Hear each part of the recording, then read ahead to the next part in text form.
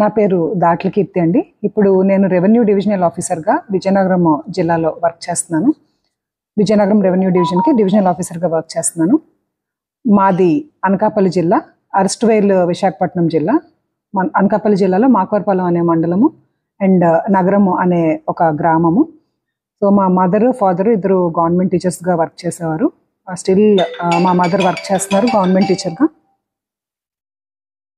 అయితే నా నేపథ్యం అంతా గ్రామీణ నేపథ్యము. నేను చదువుకున్నదంతా కూడా ప్రభుత్వ పాఠశాలలోనే చదువుకున్నాను. మొదటగా 1 నుంచి 5వ తరగతి వరకు మండల పరిషత్ పాఠశాలలో చదువుకున్నాము. అదేవిధంగా 10th క్లాస్ వరకు కూడా జిల్లా పరిషత్ పాఠశాలలో చదువుకున్నాను. సో ప్రభుత్వ పాఠశాల నుంచి వచ్చినా కూడా ఒక goal and dedication, hard work, perseverance ఉంటే సక్సెస్ వస్తుంది అనే దానికి నేను లైవ్ ఎగ్జాంపుల్ అని నేను భావిస్తాను.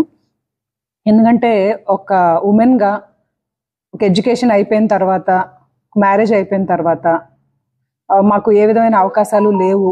సో పిల్లలు అండ్ ఫ్యామిలీ అంతా ఉన్నారు, దానికోసమే మేము డెడికేట్ అయిపోవాలి అనే ఒక ఆలోచన విధానంలోకి మనం వెళ్ళిన తర్వాత మనం ఏ గోల్ని, మన యొక్క గోల్స్ని ఏది అచీవ్ చేయలేము.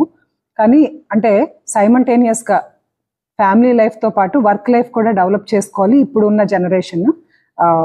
నా యొక్క ముఖ్య ఒపీనియన్ ఏంటంటే, ఉమెన్ అంతా కూడా మనం ఈ కారణాలతో చేయలేకపోతున్నాము అనే ఒక ఆలోచన విధానంలోకి మనం వెళ్ళకుండా ఫస్ట్ మన ఎడ్యుకేషన్ దేని మీద మనం గ్రాడ్యుయేషన్ చేసాము, మనం ఏం చేద్దాం అనుకుంటున్నాం మన ఫ్యూచర్లో, ఈవెన్ దో మ్యారేజ్ అయినా కూడా with the support of husband కానీ మన ఇన్లాస్ కానీ వాళ్ళ సపోర్ట్ తీసుకొని, సో వాళ్ళ సపోర్ట్ ఎప్పుడు ఉంటుంది అంటే మనం మన గోల్ మీద ఎంత డెడికేటెడ్గా వర్క్ చేస్తున్నాం అనే దాన్ని చూసి వాళ్ళు కూడా మనకు సపోర్ట్ చేస్తారు.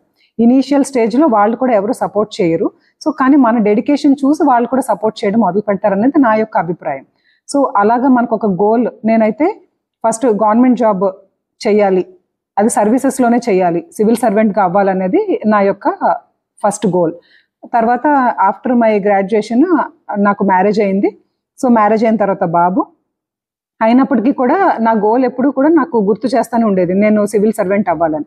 అది మా బాబు అర్లీ మంత్స్లో ఉండగా కూడా నేను బీఈడీ కూడా చేస్తున్నాను. కాబట్టి డిఎస్సి నోటిఫికేషన్ వస్తే ఫస్ట్ డిఎస్సికి ప్రిపేర్ అయ్యాను. సో అప్పుడు మా బాబు చాలా మంత్స్ బేబీ అయినా కూడా వాళ్ళని చూసుకుంటానే నేను ప్రిపేర్ అయ్యాను. అంటే నా ఫ్రీ టైంలో, వాళ్ళు పిల్లలు నిద్రపోతున్న టైంలో అలాగా మేనేజ్ చేసుకుంటూ ఐ ప్రిపేర్డ్. డిఎస్సిలో కూడా నాకు 8th ర్యాంక్ వచ్చింది. గవర్నమెంట్ స్కూల్ అసిస్టెంట్ బయాలజీ టీచర్గా జాబ్ వచ్చింది. అయినా కూడా నాకు ఇన్బిల్ట్ అది ఉండేదన్నమాట. అంటే టీచర్ జాబ్ ఏమీ అంత ఈజీగా రాదు అని అందరూ అనేవారు. ఎందుకు మీరు టీచర్ జాబ్ వచ్చినా కూడా ఇంకా రాయాలి, ఇంకా కాంపిటేటివ్ ఎగ్జామ్స్ రాయాలి, సివిల్ సర్వెంట్ అవ్వాలని ఎందుకు అంత ఇదవుతున్నారు, కంఫర్టబుల్ జాబే కదా, చాలా హాలిడేస్ ఉంటాయి, ఫ్యామిలీకి టైం స్పెండ్ చేయొచ్చు, సో మీకు కూడా కంఫర్టబుల్గా జాబ్, గవర్నమెంట్ జాబ్ అలా బాగుంది కదా అని ఈవెన్ మా ఫ్యామిలీలో కూడా ఎందుకు నీకు అది అయితే టైమింగ్స్ అంటూ ఉండవు, అదర్ జాబ్స్ అయితే teacher job is very comfortable అని నాకు మోటివేట్ చేసేవారు.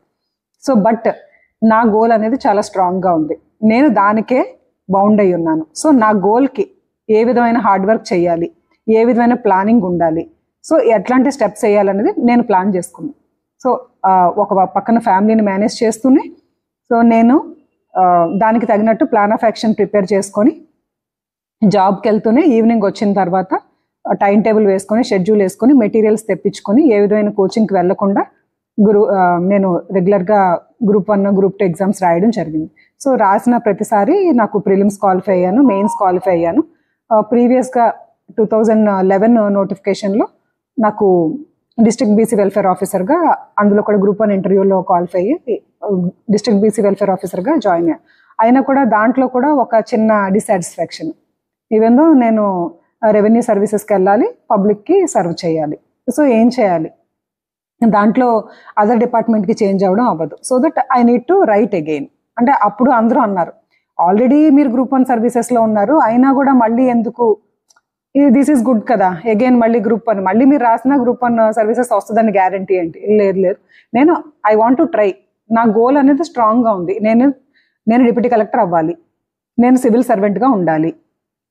సో నా గోల్ అనేది స్ట్రాంగ్గా ఉంది. అంటే మధ్యలో ఇవన్నీ ఏంటంటే ఒక ఎయిమ్ గోల్ పెట్టుకున్నప్పుడు ఇవన్నీ రెస్టింగ్ ప్లేసెస్ అన్నమాట. అంటే లైక్ ఒక టీచర్ జాబో లేకపోతే ఒక డిస్ట్రిక్ట్ బీసీ వెల్ఫేర్ ఆఫీసరో అక్కడతో ఆగిపోతే మన జర్నీ అక్కడతో ఆగిపోతుంది. సో అట్లా కాదు, నీ గోల్ అనేది ఇంకా పైన ఉంది కాబట్టి ఏంటంటే దానికి తగిన హార్డ్ వర్క్. మళ్ళీ again district BC welfare officer చేస్తున్నప్పుడు కూడా ఎప్పుడైనా అవకాశం ఉన్నప్పుడు నోటిఫికేషన్ పడినప్పుడు కొన్ని రోజులు లీవ్ తీసుకోవడము, లేకపోతే జాబ్ చేస్తూనే నైట్ ఇంటికి వెళ్ళిన తర్వాత మన రెగ్యులర్ వర్క్ అయిపోయిన తర్వాత దీనికోసం నైట్ ప్రిపేర్ అవ్వటము. సో దీనికి కూడా ఒక ప్లానింగ్ చేసుకోవడం. మళ్ళీ అగైన్ వితౌట్ ఎనీ కోచింగ్ మళ్ళీ జాబ్ చేస్తూనే, అది విజయనగరం జిల్లాలో డిస్ట్రిక్ట్ బీసీ వెల్ఫేర్ ఆఫీసర్గా జాబ్ చేస్తూనే ప్రిలిమ్స్ రాశాను, మళ్ళీ మెయిన్స్ క్వాలిఫై అయ్యాను. 2022లో ఇంటర్వ్యూ అయినప్పుడు మళ్ళీ I got 7th rank, Uttarandhra జిల్లాలో టాపర్గా నిలిచి ఈరోజు ఇక్కడ ఆర్డీఓగా ఈ ప్లేస్లో కూర్చున్నాను. సో ఇదంతా ఏంటంటే ఒక రోజుతో అయిపోయినది కాదు. సో మన ఫ్యామిలీ లైఫ్ని బ్యాలెన్స్ చేస్తూనే ఉమెన్ ఎలాగా వాళ్ళ గోల్స్ని అచీవ్ చేయొచ్చు అంటే పర్స్యూయన్స్ ఉండాలి. ఏదో ఆవేశంగా స్టార్ట్ చేసి కొన్ని రోజులు ఒక ఫెయిల్యూర్ వచ్చిన వెంటనే ఇది నా వల్ల కాదు, అవ్వదు అనే ఒక ఆలోచన విధానంలోకి చాలా మంది వెళ్ళిపోతారు. వాళ్ళకి చాలా టాలెంట్ ఉంటుంది, డెడికేషన్ ఉంటుంది, అయినా కూడా సెల్ఫ్ మోటివేషన్ లేకుండా, అంటే ఏదైతే ఒక చిన్న ఆటంకం కలిగినా కానీ దానికి కారణాలు మనకు మనమే చెప్పుకొని మా వల్ల కాదు, మాకు ఈ బాధ్యతలు ఉన్నాయి, ఆ బాధ్యతలు ఉన్నాయి, సో మాకు ఈ రకమైన సమస్యలు ఉన్నాయి, మాకు ఫైనాన్షియల్ ప్రాబ్లమ్స్ ఉన్నాయి, ఇలా రకరకాల సమస్యలు మనకు మనమే చెప్పుకొని సో మన గోల్స్ నుంచి మనమే డీవియేట్ అవుతున్నాం. అట్లా కాకుండా మన గోల్ అనేది స్ట్రాంగ్గా ఉంటే దానికి తగినట్టు మనకి అన్ని అవకాశాలు మనకు మనమే కల్పించుకునే వాళ్ళం అవుతాము. ఆ విధంగా ముందుకెళ్తే ఏ ఉమెన్కి చాలా స్ట్రాంగ్ మైండ్ సెట్ ఉంటుంది, నా ఒపీనియన్ చెప్తున్నా. When compare to men, women are very strong. ఎందుకంటే వాళ్ళు ఒక పక్కన ఫ్యామిలీని బ్యాలెన్స్ చేస్తారు, ఇంట్లో ఉన్న అన్ని చూసుకుంటారు, అదేవిధంగా పిల్లల్ని చూసుకుంటారు, అదేవిధంగా వర్కింగ్ ఉమెన్ అయితే వర్క్ చేస్తారు. సో ఇలా మల్టిపుల్ టాస్క్స్ పర్ఫామ్ చేస్తూ ఉంటారు కనుక ఉమెన్ ఆర్ వెరీ స్ట్రాంగ్ నా ఒపీనియన్ ప్రకారం. సో ఎంత స్ట్రాంగ్ ఉమెన్ చిన్న చిన్న కారణాలతో వాళ్ళ గోల్స్ నుంచి దూరం అయిపోతున్నారు. అట్లా దూరం అవ్వకుండా ఒక స్ట్రాంగ్ గోల్ పెట్టుకొని ఆ గోల్కి తగిన హార్డ్ వర్క్ చేసి ఆ హార్డ్ వర్క్ సెల్ఫ్ మోటివేషన్ చేసుకొని కంటిన్యూస్ పర్స్యూయన్స్తో ఆ గోల్ వైపు అడుగులేస్తే కంపల్సరీ సక్సెస్ అనేది మీ ఇంటి ముందు నిలుస్తుంది. సో అందరూ ఉమెన్ టువర్డ్స్ ఇలా ట్రై చేయడం ద్వారా వాళ్ళ యొక్క గోల్స్ అచీవ్ చేసి వాళ్ళ లైఫ్లో హ్యాపీగా అనుకున్నది సాధించామనే ఒక తృప్తితో వాళ్ళ లైఫ్ అంతా కొనసాగిస్తారని నేను స్ట్రాంగ్గా బిలీవ్ చేస్తూ ఉన్నాను. ఉమెన్స్ డే సందర్భంగా నా గురించి ఎందుకు చెప్పానంటే చాలాసార్లు నేను కూడా నా ఈ జర్నీలో భాగంగా కొన్నిసార్లు డిప్రెషన్లోకి వెళ్ళిన సిచ్యువేషన్స్ ఉన్నాయి. నా వల్ల కాదేమో, సో నేను చేయలేనేమో అనే సిచ్యువేషన్స్ కూడా నాకు కూడా నేను కూడా ఫేస్ చేశాను. ఫ్యామిలీ నుంచి కూడా ఇంకా చాలా రోజులు చదివావు కదా, ఇంకా ఇన్ని ఇయర్స్ అవుతుంది, ఇంకా ఎందుకు దీంతో సాటిస్ఫై అయిపో అని డిమోటివేట్ చేసిన సిచ్యువేషన్స్ కూడా ఫేస్ చేశాను. అయినప్పటికీ కూడా మీలో స్ట్రాంగ్ జీల్ అంటే ఆ పట్టు వదలని నేచర్ ఎప్పుడైతే ఉందో, టువర్డ్స్ హార్డ్ వర్క్ పర్ష్యూరెన్స్ ఎప్పుడైతే ఉందో కంపల్సరీ మీ గోల్ని మీరు అచీవ్ చేయగలరు అనేదానికి నేను ఒక ఎగ్జాంపుల్ కాబట్టి అందరికీ ఇది ఒక మోటివేషన్గా ఉంటుంది. సో మేము కూడా అలా ట్రై చేద్దాము అనే ఒక మోటివేషన్ కలుగుతుంది అనే ఉద్దేశంతో ఈ ఉమెన్స్ డే సందర్భంగా నా యొక్క సెల్ఫ్ ఎక్స్పీరియన్సెస్ గోల్ రీచ్ అవడంలో భాగంగా నేను నా యొక్క ఎక్స్పీరియన్సెస్ ఏవైతే ఉన్నాయో అవి షేర్ చేయడం ద్వారా కొంతమంది ఉమెన్ టువర్డ్స్ దేర్ గోల్స్ కొంచెం హార్డ్ వర్క్ చేస్తా టువర్డ్స్ దేర్ గోల్స్ వాళ్ళు గోల్స్ రీచ్ అవుతారని కోరుతూ ఇదంతా చెప్పడం జరుగుతుంది. థ్యాంక్ యూ అండి, thank you very much and happy women's day again.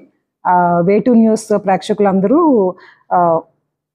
ఎవరైతే ఉమెన్ ఇది వీక్షిస్తున్నారో వాళ్ళందరూ కూడా మీ యొక్క గోల్స్ని సాధించాలని నా మనస్ఫూర్తిగా కోరుకుంటూ థ్యాంక్ యూ.